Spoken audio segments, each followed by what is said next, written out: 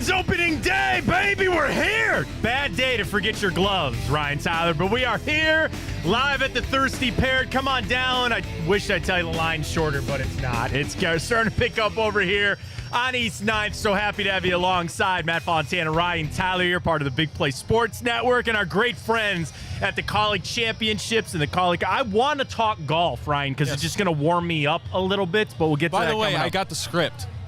For the Masters? For the Who Masters. wins? Tell me, please. Actually, don't. We don't want to flood the market there on the bets. I will tell you off air. Please do. Please do. But we are, of course, here getting ready to go for opening day. Sellout yet again over at the ballpark. Ryan, we got to talk a little ballpark. There's a lot of changes over there. Exciting stuff for that. We need to get a win, too. That West Coast trip didn't go so well for the Guards, but we'll get to that coming up. But again, we're getting ready for the Kaulig Companies Championship. It'll be here before you know it. June 18th through the 22nd, Firestone Country Club. Watch the PGA champions as they're out there on the South Course.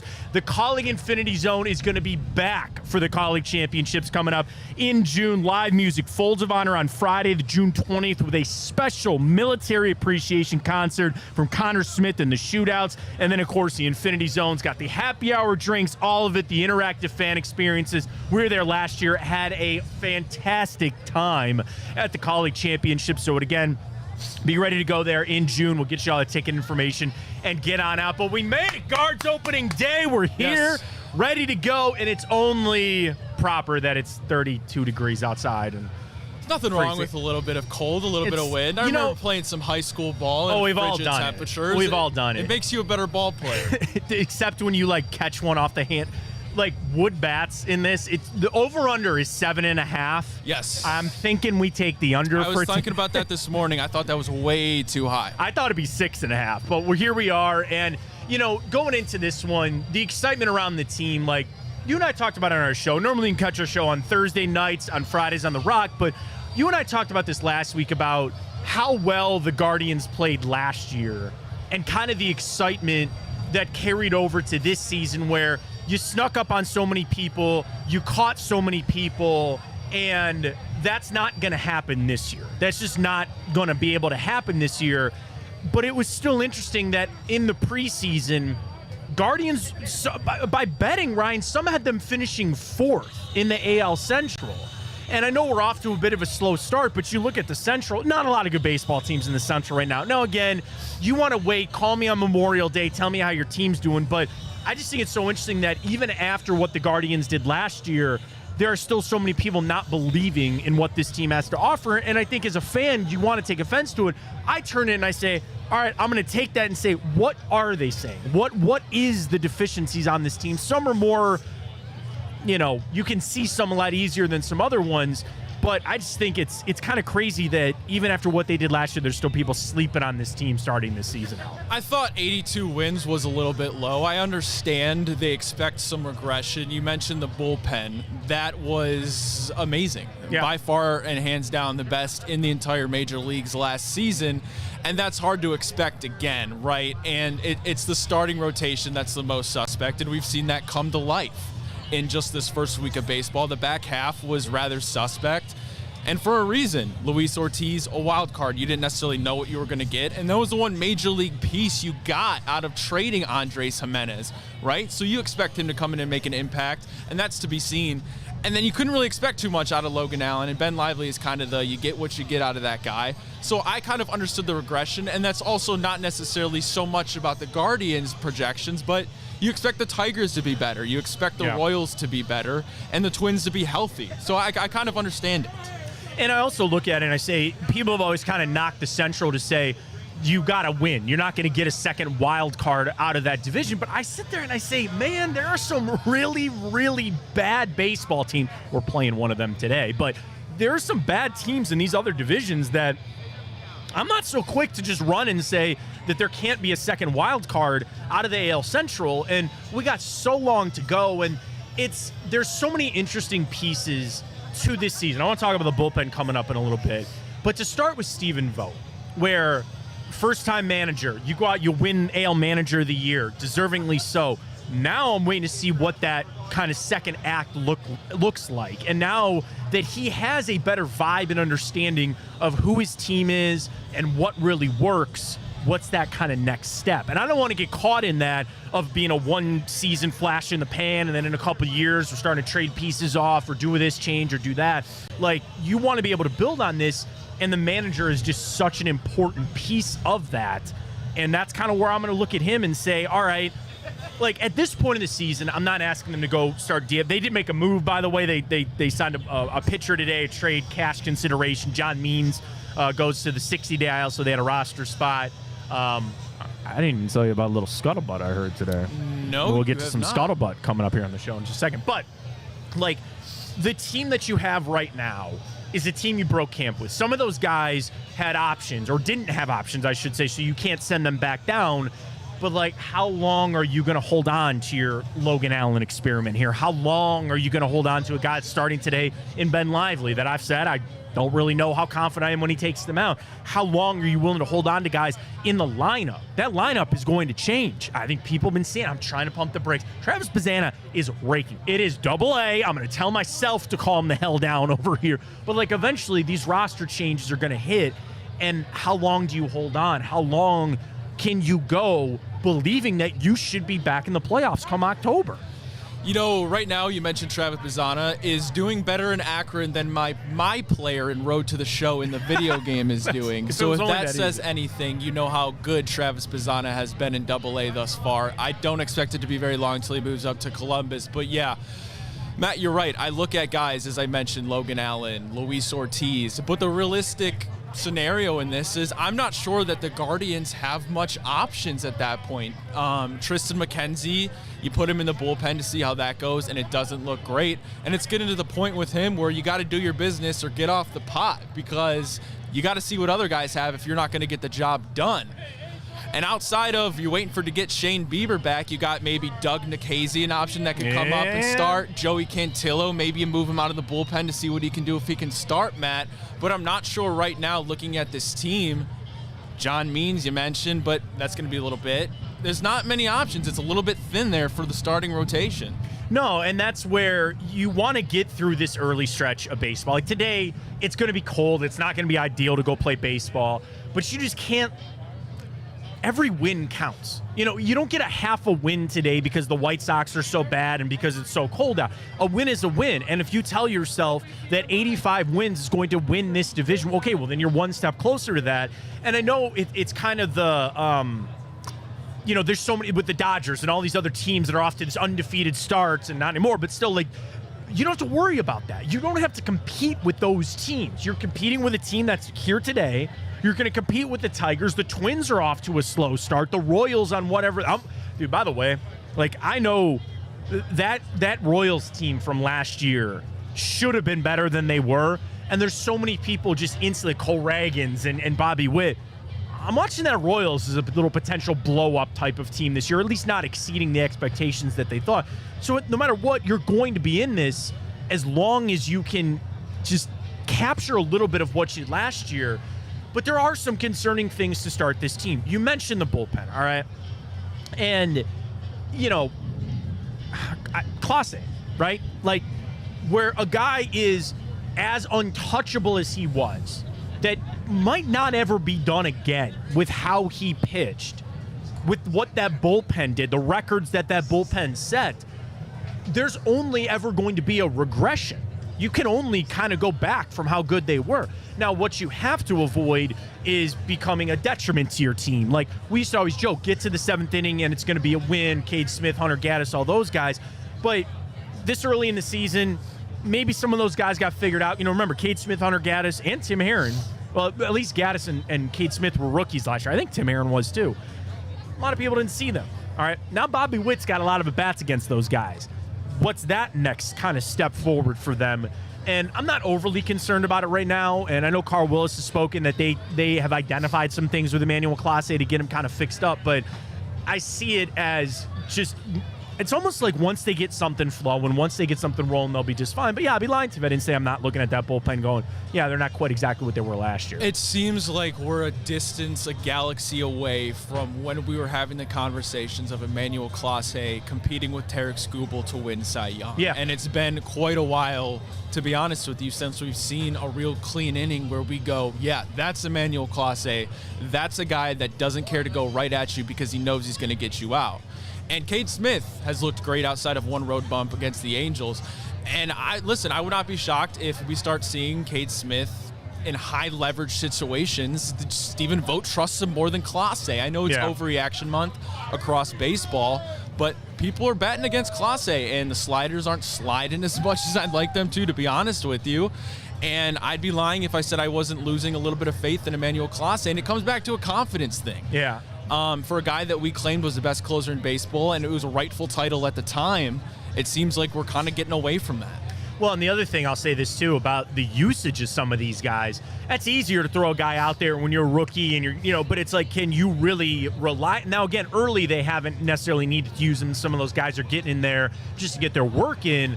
But Vogt had a little Terry Francona in him last year where he was like, day after day, here comes Cade Smith and here comes Hunter Gaddis, and he was throwing these guys. Now, thankfully, they didn't get hurt and they saw the season get out. They're probably, at least should be, more well-equipped to handle it this year because they know kind of what it's going to take to get through that.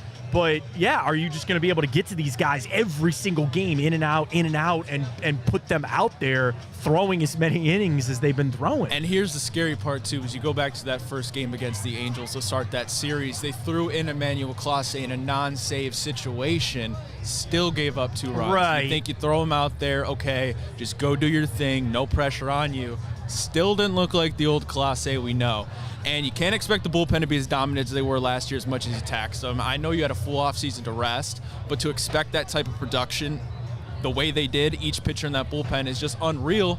And it felt like last year it was a struggle to get your starting pitcher to go 6 innings. And so far, the pattern has remained this season to be the same. Yeah, to the rotation, we talked a little about Lively.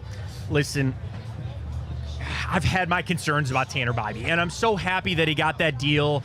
And I think it's a solid deal for what the Guardians have to do in the organization, and that's kind of what they got to do. He's not here, is he? Okay. I would hope not. I would hope not. Yeah, he's not supposed to pitch today. I hope nothing more than to be wrong. That I just don't know if you're going to be a real high-leverage team if Tanner Bybee's your number 1. And I think he is fine as a number 2. Correct. I think it's a fine role for him. I think it's unfair to sit there and just assume Shane Bieber's going to come right on back and just be the same Shane Bieber as old. And the way that even the Guardians had to do it last year without that true bona fide ace, that guy you throw out there and you go, 70% of the time you know you're going to win that game, no matter who you play. They just don't have that on this team right now. To your point, there isn't one. Like, if Travis Bazzano was a pitcher for doing what he's doing and the hype that you have, you might say, like, we'll get there eventually. Who is the last starting pitcher that the Guardians even drafted that was that true number 1? Probably Shane Bieber, right? Yeah. But, like, before that, you traded for Corey Kluber. Like, it's just been a cycle of this team, and I'm not bringing it up to be negative. It's kind of the reality. They've never had a Garrett Cole. They've never had somebody that you just throw out there every single 5th day and just know you're most likely going to win that game. And they've still won, and they still found ways to do it. It's going to come back to the lineup, which we'll talk about the lineup here in a second. But, Bybee, I'm happy for him, but you're just going to need these guys to be scrappy. And the thing is, the pressure is on. Because these 5 guys that are in the rotation right now, they know at worst by June, somebody's not going to be in that rotation. And I'm telling you, and the same point you're making here, before that, somebody's not going to be in this rotation. And the fight that's going to be on of who's going to make that call on who's going to make it and who's not, I need these guys going out there every single day to scrap because they just don't have the stuff. They just don't. But that's the thing. That guy that you're talking about, that ace that we're clearly missing, is supposed to be Gavin Williams. Yeah? It's supposed to be Gavin You know what? I'm selling Big Rig short. It could be him. You're not selling him short because we haven't seen him show us any signs that he's able to keep it together for a season, as we've seen guys like, we're used to Cy Youngs here. That's just the way it goes. You go all the way back to CeCe Sabathia, Cliff Lee, then you go into the Klubers, then you go into the Shane Bieber era. Shane Bieber last year, with a torn, shredded elbow, looked like he was on his way to another Cy Young campaign. Yeah. And Tanner Bybee is great. He's consistent. But I don't think it's a stretch to say that he doesn't have that punch. He doesn't have that punch, that hammer that Gavin Williams is supposed to have. It's even some of the other guys. Like, I don't even have a Carlos Carrasco of 3 years ago on this team. Not 3 years ago, but, like, you know what I'm saying? Like, even when you had your 2, 3, 4 guys that you felt good about, like, again, I'm just questioning it. I'm just looking at it from that strict standpoint about what are they going to be able to get out of the rotation. Because, again, once you can get to the bullpen, then I'll start talking about what we can do with that. And then inevitably it comes back to the lineup. You ready for this? Ready for the scuttlebutt? Let's hear it. This is completely unconfirmed, and I want no one here to hold me to this or watch it. Somebody texted me, they go, are they going to announce a Steven Kwan extension today? Apparently there is some talk that today might be the day that they get that extension done. I have no idea. Little excitement for the fans on home opener? Why not? And they've done that before, and it's one that frankly is one of the more intriguing ones of this offseason where Bybee signing his deal does not shock me. Pitchers are so different. You tear that arm out, you're never the same. You take the security, you're fine. I was always wondering about a guy like Steven Kwan, who this team found well, not only drafted him, but he wasn't a top 10 pick or anything like that. You've developed him into one of the better outfielders in all of baseball. Does he sit there and say, I'm willing to sign this? Or no, free agency is always in my future? And it's hard to not see what Vlad, I'm not saying he's going to sign a $500 million deal like Vlad Guerrero Jr., but you see what some of these other guys are getting. And, like, I was going to say this for later, now's as good a time as any. Like, does Jose Ramirez sit there and not have a little buyer's remorse? And I'm so happy that he's here, and I will thank him forever that he signed the deal that he signed to stay in this town. Right, he could have gotten close. I don't know about $500 million, but he was going to make more than he made here. And to sign that deal, and I just, again, we thank him so much for that. But I think about that a lot with Steven Kwan, about how bad he would probably want to hit free agency. And you know everybody's screaming at him, his agent, probably his family, his friends going, dude, come on, don't sign any deal. Get through arbitration, get to free agency. You're going to make yourself a lot of money. You know, it's interesting because you bring up the buyer's remorse with Jose Ramirez, and he's human. And he knows he has a legacy, and he's happy. He's made generational wealth. Would it be nice to double that with the Yankees? I'm sure it would be, but he took that hometown discount. But I'd be hard-pressed to believe that at some points when they're pitching around him, you saw Ron Washington, especially just this last series, you're able to pitch around Jose Ramirez because you don't have a buffed lineup like the Dodgers. You don't have a 1 through 7. Hell, you don't have a 1 through 5 that you're confident can mash. He could go to the Dodgers, Matt. He could go to the Yankees, and I'll say it for what it is. He'd have a better chance of going to the Hall of Fame. And that's just a fact. That's a good point, too. And I think now that you start to see, I mean, this is the vicious cycle that we find ourselves in kind of with as a Guardians fans, and baseballs in general, lineups always turn over. But, like, they've been able to piece it together, and you now have a bona fide all-star leadoff guy. You have a bona fide MVP candidate, now batting second. I want to get your thoughts on that coming up in a second, too. But like, then, 40, 30, happy birthday, Carlos Santana, 39 years old, batting in important roles. Like, I'm glad Manzardo is off to a good start. By the way, Sean Gormley over there, he's my barber. Sean's walking in right now. Are we doing the Manzardo stash competition? Does anybody want in for a koozie for the best Kyle Manzardo mustache? We'll do that later. I haven't seen a lot of mustaches today. People are not rocking the Manzardo stash. That's okay. Manzardo off to a good start. But, yes, again, what are you going to get out of Lane Thomas? And that stuff, when you're talking about exactly what's going through Steven Kwan's mind, are there guys behind me on this team that's going to make it worth my time? Here's my kind of some thoughts I've had through these first 9 games. Really nothing that I've seen in terms of what I'm concerned about, because there's a difference between me being concerned about and worried about. And what I mean by that is concerns, I've expected them. Worries would be something that came out of the blue for me. Right. And a concern going into the season was what? You were worried what you were going to get out of right field. You were worried what you were going to get out of the back half of the rotation in Luis Ortiz, Logan Allen, and Ben Lively. I understand Ben Lively usually get what you get from him. Luis Ortiz may be the biggest wild card in the whole offseason, because that's the one major league piece that you got out of that Andres Jimenez trade that was going to make an immediate impact this season.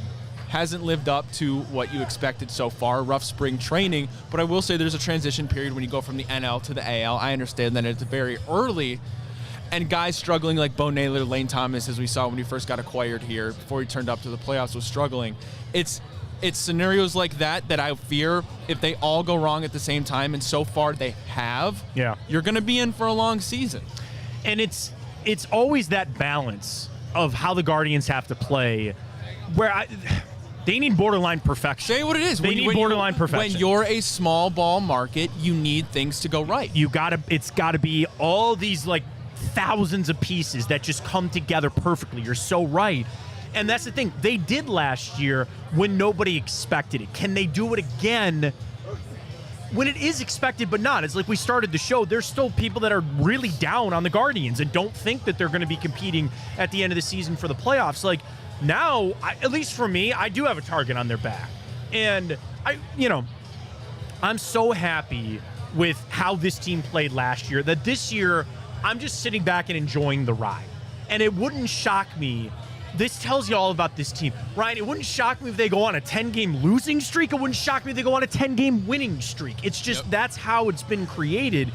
And the thing is, the word that I keep coming back to is potential.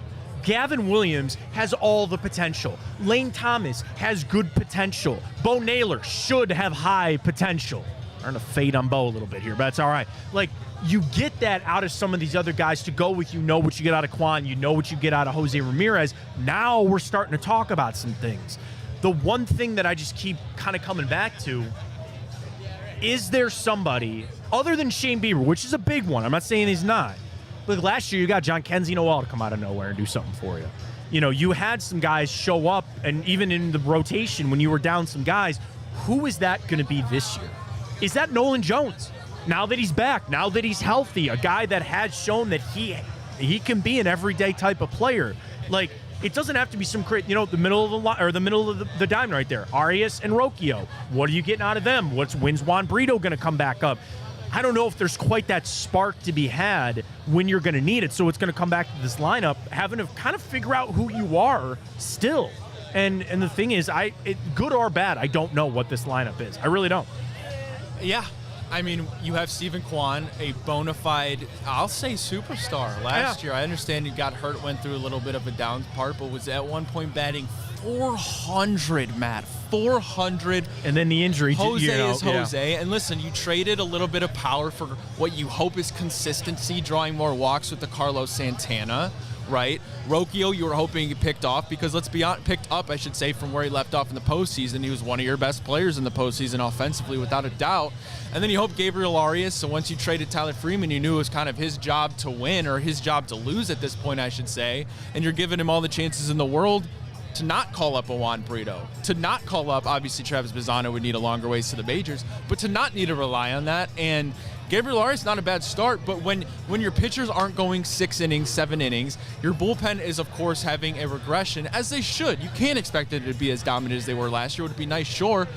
It all comes down to you got to put up runs to compete against the good teams, and so far, they haven't done that. They haven't. All right, we're live down here at Thirsty Parrot. Come on down. The line is starting to get packed. You can come on down and see us. We are presented by our great friends at the Kaulig Championship. You can get your tickets coming up. The PGA Champions down there at Firestone. The Kaulig Infinity Zone concert, Fold of Honors concert, Friday on June 20th. We'll be there for a special military appreciation night. And the Kaulig Infinity Zone, we were there last year. And I'm telling you, sorry, dad hat for a second. There's so much for the kids. There's so much for the parents. There's the happy hours, but they got all the fun to be had down there. So go check out your tickets for the Kaulig Championship. It'll be here before you know it. And I think an opportunity for us to talk to Matt Kaulig here coming up in a little bit about everything going on. So we're here presented by them over at Thirsty Parrot. And I can't guarantee that this will happen again this year. Guarantee it, Ryan. But what I can say is last year we did get an amazing John Daly drunk off his behind singing Stairway to Heaven concert, which might have been the highlight of the night. That would be the highlight of a lot of it, I would have to imagine. And that's like, to talk about the seniors tour for a second, those guys are so much different because, like, they know what I'm gonna put it this way: you get access that you will not get access at a PGA Tour event. And hey, correct me if I'm wrong. Is there not a certain superstar GOAT of golf that is eligible for the senior tour? Not yet. He's not there yet. How many more years? 2. Got to get off that Achilles injury. He's 48? Yeah, I think he's 48. Fact check me on that. I think he's somewhere like that. Okay, and so I maybe think he not will. yet. And here's the thing. You know he loves that course. Oh, yeah. That was his personal piggy bank for a long time. He just come down here and wax the field. He loves the South Course at Firestone. So we'll get to that in a couple years. But yeah, like, dude, it's not him, but there's an Ernie Els sign right there. Big Easy, baby. That's like one of my favorite golfers. You get access at that PGA Tour event, Seniors Tour event. better than anything you can ever imagine. So again, tickets are on sale. We're here presented by our great friends at Kaulig Championship. I'll make a guarantee for that day. Okay. It's going to be warmer than this. I would sure hope so. It's Otherwise, we might be day. in trouble as a world. That would be what. I know you're not a huge golfer, but you played baseball. What's worse, golfing in the cold or playing baseball in the cold? Ooh. Because golf, you're hitting more. Yes. You know, when you go up to bat and it's a cold day, you know you just got to get through that one at bat, and then you're either on the base or you're standing out in the field freezing. Pitch, like I was a catcher most of my life. That keeps you warm. You're moving all the time. You're standing there at first base. Well, it depends. Standing there in the outfield, that's terrible. I actually think baseball might be worse than cold Am I golf. walking 18 or do I have a cart? You got to walk when it's cold, so I'll give you that. You got to walk. So then I might be better off. I think you're golf. better off with. Well, I think you're better off with golf for sure. Changes to the ballpark. So we got a chance. Like it was funny. My brother was here earlier. He's a union plumber. They did all the work over there. So he's sending me some of the inside picture and everything. Blue seats are in. Yes. The new bars are in. Yes. Where's your favorite place to sit at the ballpark? Ooh, I thought about place this to as sit a at poll the question ballpark. for today. So here's the thing. You got bleachers outfield. You've got, lower bowl. But now you got the bars and standing room as your options. Where do you like to sit when you go to the game? I love just sitting in the standing room, to be honest, because That's my answer, too. Because I can enjoy my beer. I don't mind standing up during games. I don't like sitting either. very long. And it's a great view if you feel lucky, you want to catch a home run ball. There's always that option too, and it's cheap. Let's call it for what it is. It's not expensive. Well, so our first game for my wife and I, we're gonna go. Sans kids, first game for us in years without the kids. And thank you very much, Pat. It's been a long journey. And we're talking about our excitement of going to the left field bar. Yeah. Like they redid all of that up there, and the games we took the kids, we never got up there. But it's like interesting to see on a day like today where it's packed. They have the ballpark pass that everybody get for the $54, and you get the the opening day ticket, and you get a standing room ticket for all the games, which is just great. But it's like, I think a lot of people are going to get in there today and really be surprised at some of the big changes that are going on with the ballpark and the shift, because now everybody is so worried about, seating capacity and they took these seats out. I think they've done a fantastic job reimagining that ballpark to make it easier to go to games. Like, I'll be the first one to tell you, as a diehard baseball fan for my whole life, Ryan, you're a bit of the same as I am. Like, you and I can go to a game and we'll sit there and we'll watch the game and enjoy the game. I'm not quite as old to sit there and keep score or anything. But I'm going to sit there and I'm going to enjoy the game. We are a fewer and smaller group as it goes. Yeah. So we need people to be able to want to go to games and find more reasons to get into the ballpark. And how you do that is some of the changes that they've made, where it's almost like this. It's almost like you're going to the bar and there just happens to be a Major League Baseball game going on behind you. I'm fine with that. Like, whatever gets people in the ballpark, I'm all in, man. And they do a great job as well of giving incentives for even those who are maybe not as in tune of locking in for 9 innings. Like, one bark at the park, bring your dog to a ballpark. How fun is that?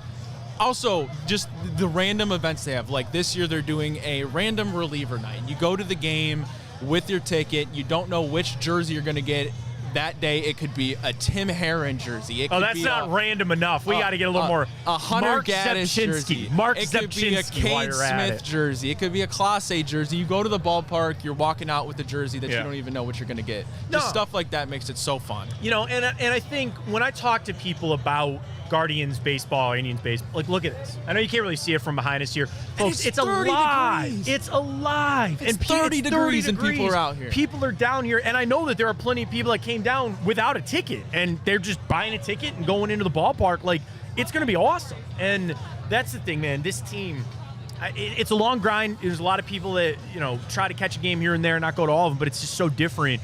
When people are like, oh, it's football time, I'm like, yeah, but it's also like, we love this team, man. And it's just, they've the ones, even more so maybe than the Cavs, who do have a championship.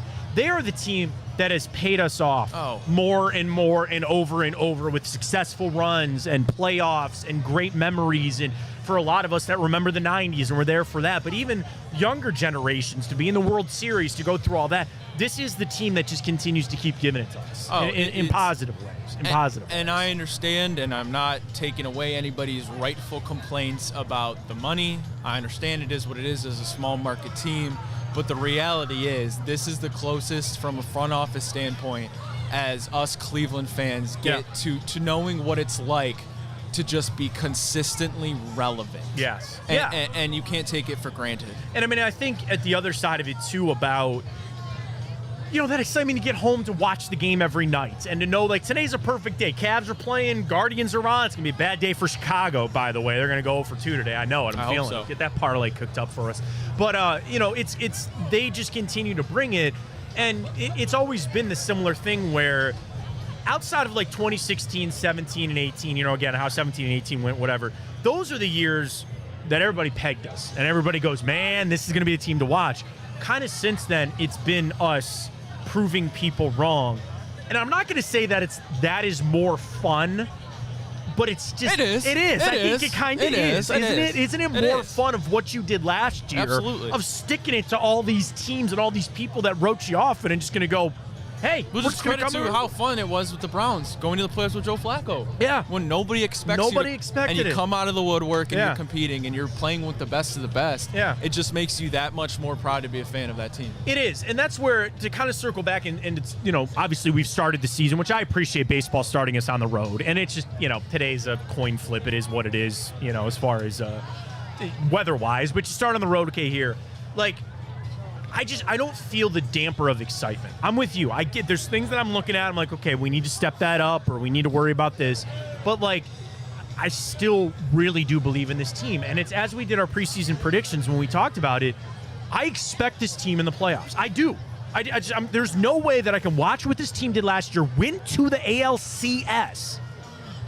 How can I come back a season later and go, yeah, they're not going to even make the playoffs? Because then the other side of it, what did you do this offseason? Okay, you traded away Andres Jimenez. You got rid of Josh Naylor. Addition, I get that some people are concerned by that. But also, you have brought back the chunk of the team that matters. You are getting Shane Bieber back at midseason. I'm going to try to pump my brakes on what I'm going to get out of Bieber. How can you have a team that was in the ALCS a year ago, have people picking them to finish third in potentially the worst division in baseball? I just, for the life of me, do not understand. It is a bit, when you look at it at face value, yes. That's exactly right. Yeah, it's funny you say that. You want to know why? Money. Because they didn't spend a bunch of money. It's because they didn't make all these flashy, splashy trades and spend a bunch of money. So people are sitting there going, they're washed. They're washed. And all we keep doing is proving them wrong, which I love. It's my favorite thing. Because you're right. When you look at the trades that they made this offseason and the moves, you lose a platinum glove, platinum glove, and I understand that. That, of course, you can't necessarily replicate that. But it comes back to offense. Yeah. And Andres Jimenez at times couldn't hit his weight. And that's the ultimate reason.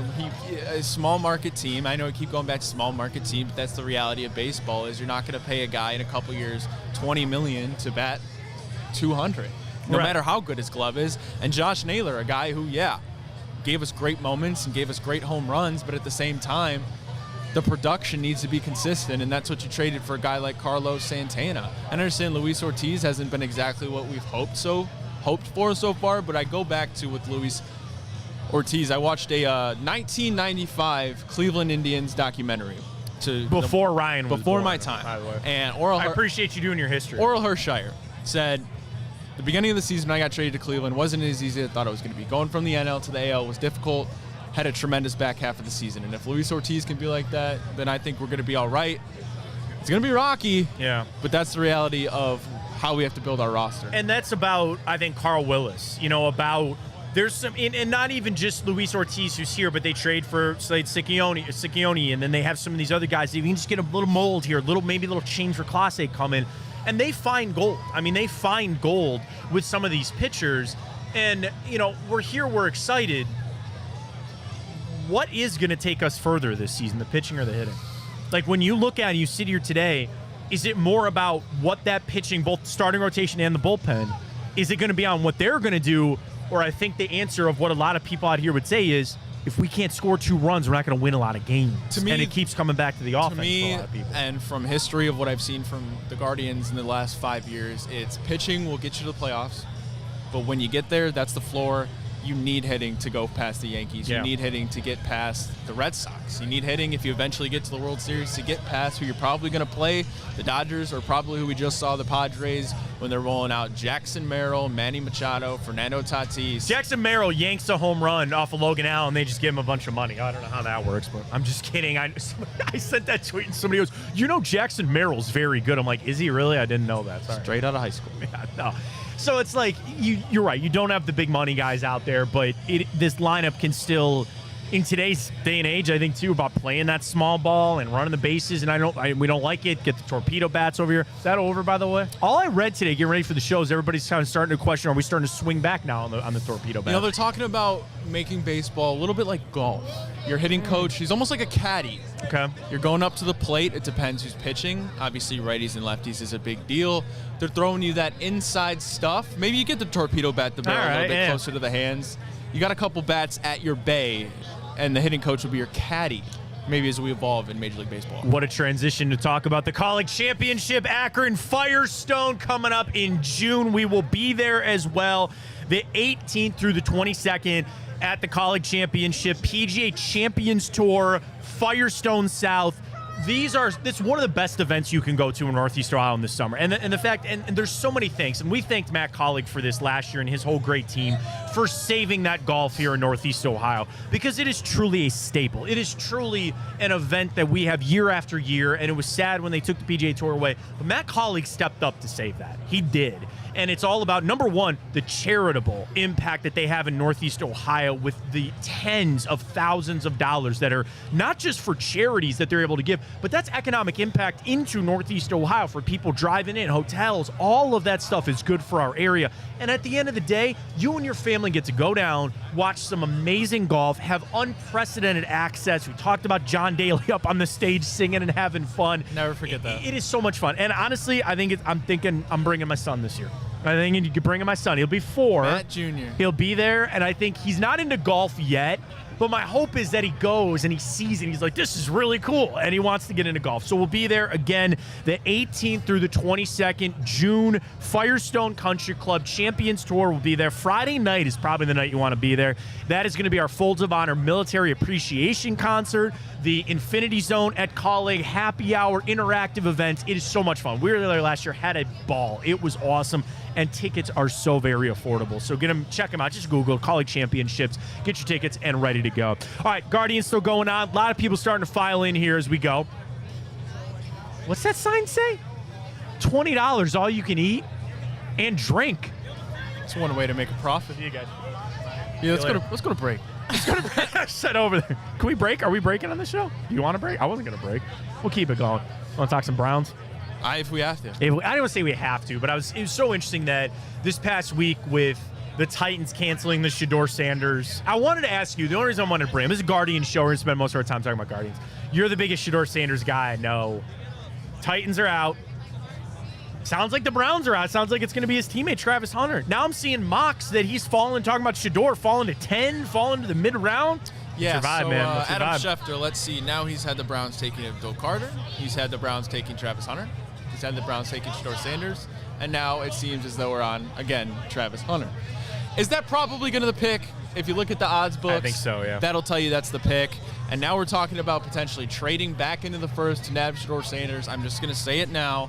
If I watch Shedeur Sanders get drafted by the Pittsburgh Steelers at number 21, I'm going to have He's not lasting at 21. I'll tell you that. I'm going to have a conniption because, if that's the case, the Browns pass on him, he goes to the Steelers.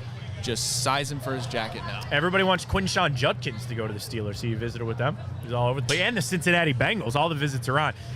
As we get closer to the draft and we start talking about, the Browns, which just the ebbs and flows. They were in Boulder. I think they were there to meet with Travis Hunter, but didn't want to alarm anybody. So they go, sure, we'll bring Shedeur Sanders to dinner just to keep everything kind of status quo as we go. But I think it's got to have to be Travis Hunter. I think they're just zeroed in on this. Am I excited about that pick?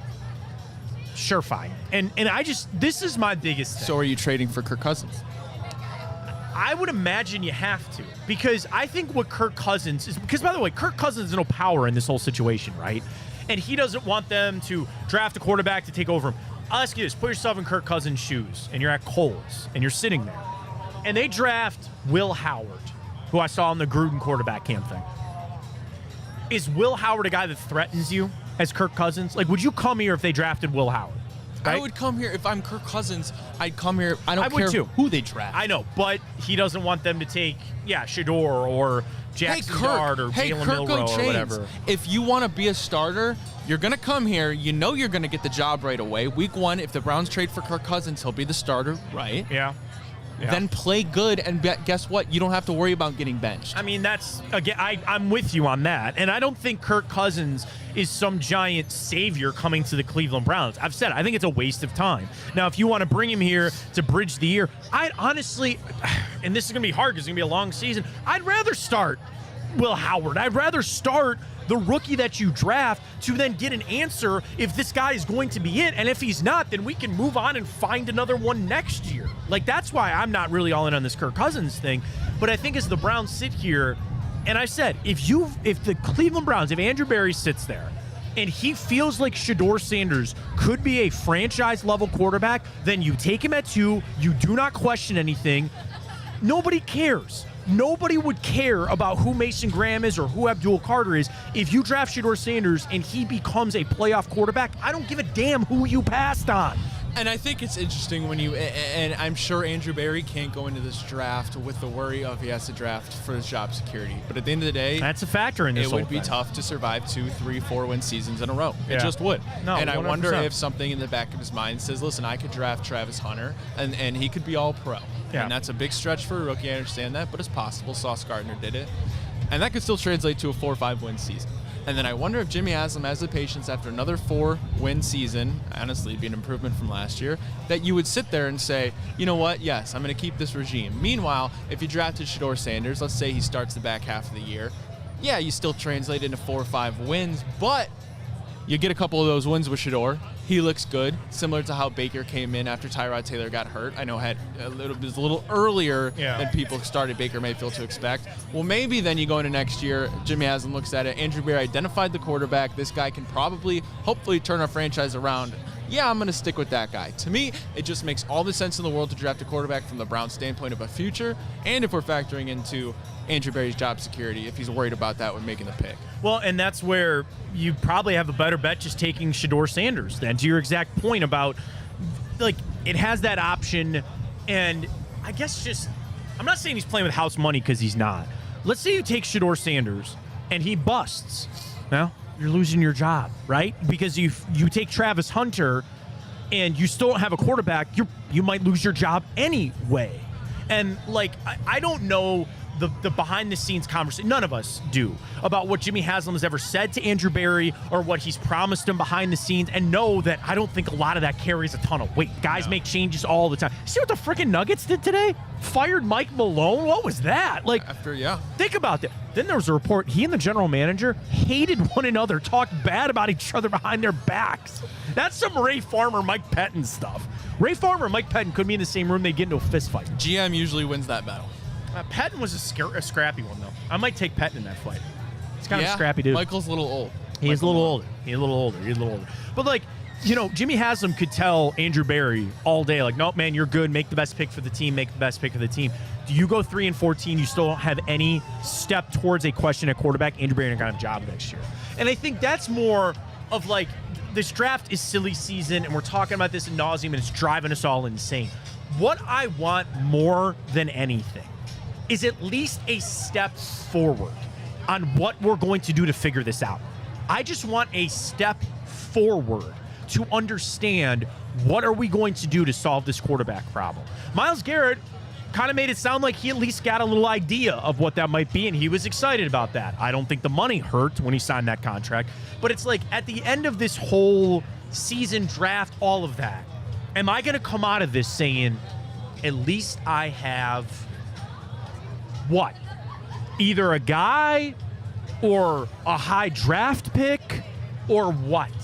Because at the end of the day, if we're at the end of this season and all I have is Kirk Cousins, who led us to 7 wins and no playoff appearance, and you're off of the Deshaun Watson money, or at least, like, I can't handle that. And I'm not going to be able to handle that. And here's the reality of it, too, when you said Kirk Cousins 7 wins. Let's say he gets us to 10 wins, and you make the wild card. And hell, let's go as far as saying you win the wild card game, you go to the divisional round, and you lose. Ryan's dreaming. I love it. Am I dreaming, though? Because is that enough? No, because maybe it would be enough if that was something to build on.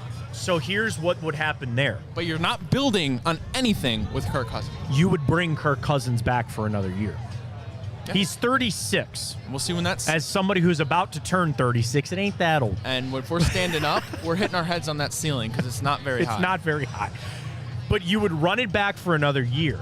And then you would go, for sure, draft your guy and do what all these other teams have done. Have an established guy and still draft your future. Penix, Lamar, Patrick Mahomes. Like, that is the dream. That is ideally what you want to have happen. So if they feel like Kirk can be it, and you want to sell me on Kirk Cousins, first off, being healthy. Last year was the first one off the Achilles. He had that shoulder injury. If you really want to believe in that, then you would assume that 10 wins could potentially be that, and then you bring it back for another year, and you can go get a quarterback at another time. I'll listen to that. I don't know if that's a drink I want to drink, but I'll take a swig of it, sure. Like, it's not perfect, but you're also in a bad situation overall, and could be the best of a bad option. But then you also got to remember, you will have a Travis Hunter on this team. You will have, I hope, a good running back, and Caleb Johnson or Junkins or Travion Henderson. You'll get another lineman in this draft. Like, we also got to remember, which is something I'm trying to do myself here. This draft, you're going to get other good pieces, or at least you better hope, and Andrew better find some other good pieces on this team to then supplement whatever you want to do at quarterback. And it's not just that first overall pick. And yes, I'm addicted to the mock draft simulators as much as anybody. And I run through a lot of these names, and I go, man, if this guy could turn out, man, if that guy could slot in there, then you're starting to cook with something, but you still need to go find that quarterback. And am I shocked that I'm sitting here basically saying that I think the Browns are going to pass on Shedeur Sanders? Not really, okay? Am I upset that they don't find a quarterback valuable taking that pick? Absolutely. Are they taking – let me ask you this. If they pass on Shedeur at 2, but then it starts to come out that Kirk Cousins is going to happen, all right? Like, he just wanted to make sure that they weren't taking Shedeur, and he's willing to come, and you get on the horn there with Atlanta. What if something crazy, they make the trade during the draft, and you get Kirk Cousins? I'm ready to make the edict. You don't even bother with any of these other guys. Don't even bother with Jackson Dart. Don't even bother with Jalen Milroe. You are literally going to go into the season with Kirk Cousins and Kenny Pickett, and we'll revisit this whole damn thing next year. I'd listen to that. I really would. And it's hard because we need one, so there's almost a point of we'll pick a couple, because the more you pick, the better options you got. One of them turns out. It's interesting because when you look at the hit rates of where you draft a quarterback and you go to the second round and it drops off by 25, 30%. Yeah. You go to another round and it gets even worse. Could the Browns just totally pass on a quarterback and roll with Kirk Cousins? Yeah, I wouldn't be totally upset, because if you hit that 33rd pick, if you draft a Travion Henderson, if you draft Amari and Hampton ain't going to be there. Amari and Hampton. I'm just thinking of a different position. Oh. An Emeka Egbuka if he somehow slides. Give me a good wide receiver. Something like that. The Luther Burden slide is real. Then I'm not going to be upset. Yeah. And because the odds of a Will Howard, the odds of a Jackson Dart working out are just so slim. Yeah. And you could say the odds of a Shedeur Sanders working out is slim. Yeah. But, guys, the proof is in the pudding with Shedeur Sanders. If it's there and we know it's possible to work, why are we going to pass on it? I don't know.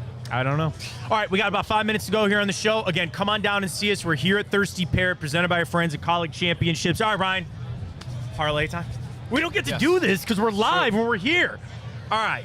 Over-under for today is 7.5. Under, everybody? All right, we're under. It is 28 degrees right now, I believe, as we speak. Okay. I am going the under, and I am heavily betting that. Oh, the flags are flying out, but you get a hold of one, hit one out. Do you like a home run? You want to go big home run parlay for today? No, you're not feeling home run? If somebody's going to hit a home run, they're going to have to tank that thing. How do we not bet Jose? Okay. Player props. Ben Lively, over-under set 4.5 strikeouts. I like that. You like the over? Yeah, I do. You like the over? I do. All right, hits. Let's say he goes 6 innings, a strikeout every, 1 1/3 inning? If he gets there. All right, who do you like for hits? Actually, Smith is starting. I don't even know his first name. Shane. Shane, that's what I thought. Here's what I'm going to do. I'm going to get you your lineup today for the Guardians versus Shane Smith in their career. Okay. Here we go. All right, career versus Shane Smith. Nobody has faced him ever because he's a rookie. Never mind. All right, here we go. Hits. What do you like for a hit today? Santana? Rakin? Yes. Got his first home run of the season. Okay. Do you like bases for anybody? Can we go Quan 2 bases? Quan 2 bases. Do you like a Manzardo hit for today? Yes. All right, so let's go. My fantasy lineup would appreciate that. Okay. Hang on. Find me Steven Quan. So you want 2 bases for Quan? I want 2 bases for Quan. 2 bases for Quan. I got. I'm sorry. And then you said, here's what I got. All right, I got Santana hits, 2 bases for Steven Quan. Yes. Remember, walks do not count. Right. You want over 4.5 strikeouts for Ben Lively, so you got to get us 5. Yes. Lines, let's take under 7.5 for the game total. Yes. Can I interest you in a Guardians money line? Yes. I would hope so. All right, buddy. We're cooking at plus 1393. Yeah, that's probably where you got to call it. $5 wins me $76. There you go. We're in. Let's go. We're done. It's opening day. Bet is placed. Go Guards. All right, excitement is around here, but we got to one last time thank our friends at the Kaulig Championship and the Kaulig Companies. June 18th through the 22nd at Firestone Country Club, Firestone South. We will be there. Get your tickets now. Kaulig Infinity Zone is going to be there. Friday night is our military appreciation show, concert, I should say, as well. We'll be doing shows there all day, every day that we're going to be there on the weekend. All the tour stars will be out there. The Champions Tour will be there, and it's going to be awesome. We can't thank the Kaulig Championships enough, and Matt Kaulig and his company, Kimmy, everybody here. Thank you so much for having us. It was so great to be here. I know you guys. Shout out to Pat and Ryan and Jack and everybody because you guys froze your asses off out here today. I know it's cold. Everybody's getting into the ballpark. Bring it on home today, Guards. Cavs! Seriously. And Cavs. No Donovan tonight, but that's all right. Clinch. Clinch it. That's right. That's right. One. Just one. Don't even need to mess with it, man. Don't even need to mess with anything. I love it. All right. Appreciate you guys. Thanks for joining us. By the way, Ryan and I will be back on Thursday for our show. Catching at 4 o'clock on Friday on The Rock. We'll talk to you Thursday night. So again, appreciate everybody coming and go get them. Guards. Go Cavs. We'll talk to you then. For Ryan Tyler, I'm Matt Fontana. As always, take it easy.